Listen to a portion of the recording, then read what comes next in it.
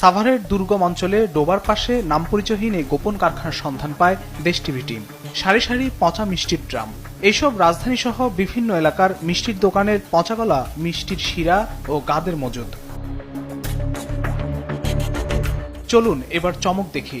জালিয়াতিতে সৃষ্টিশীল অসাধু চক্রটি আগুনের চুলায় পচা মিষ্টি জাল দিয়ে ঘন শিরা বানিয়ে সঙ্গে আটা, সোডা আর রং দিয়ে বানাচ্ছে নাটোরের কাঁচাগোল্লার সন্দেশের রসদ।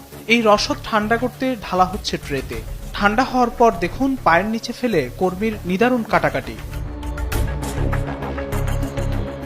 পচা মিষ্টি এটাতে কি করেন? এই সন্দেশ বানানো হয়। এটা নোংরা না? নোংরা তো এটা তো ঠিক হচ্ছে এটা? এটা না ঠিক না তো এটা আমাকে কাজ এটা ঠিক না তো এটা ঠিক না তো বানানি এটা আমরা কাজ করতে হয় এটা। আপনারা যদি কোন পচা তাহলে তো পচাই হবো, আমরা তো কই ভালোই। এটা দিয়ে কি বানান? সন্দেশ। খাবারটা যে পাও দিয়ে পাড়ায় বানাচ্ছে।